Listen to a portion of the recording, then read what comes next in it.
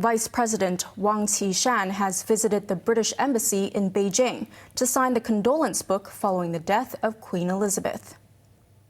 Wang, who was representing President Xi Jinping as well as China's government and people, observed a moment of silence in front of a portrait of the late monarch.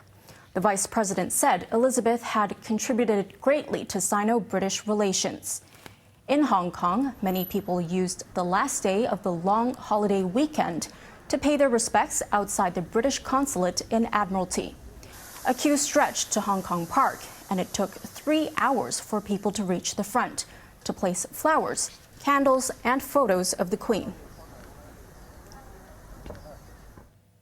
Elizabeth's coffin has arrived in the Scottish capital, Edinburgh, at the end of the first leg of a long journey before she's laid to rest. Her successor, King Charles, continued his busy schedule as the new monarch, accepting condolences from politicians in London.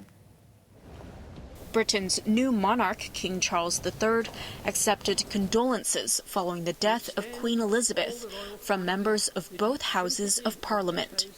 Prime Minister Liz Truss and her predecessors Boris Johnson and Theresa May were among those present at Westminster Hall in London.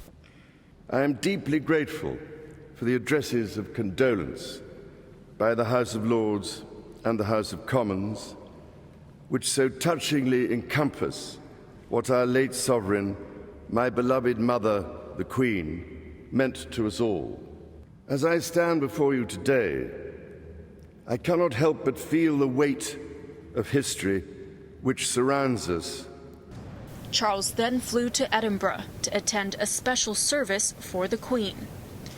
Earlier, farmers used their tractors to pay tribute as a motorcade carrying the Queen's coffin passed through the Scottish countryside on its way to Edinburgh from Balmoral Castle, where Elizabeth died last Thursday. In the Scottish capital, mourners bid farewell to the monarch, who died at the age of 96 after ruling for 7 decades. She was a lovely lady, great mother, grandmother, and she did well.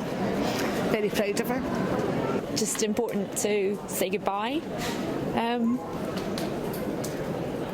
She's been on the throne for a long time. So, yeah, it means a lot. After a night in Edinburgh, the Queen's body will be flown to London and will lie in state in Parliament until her funeral next Monday.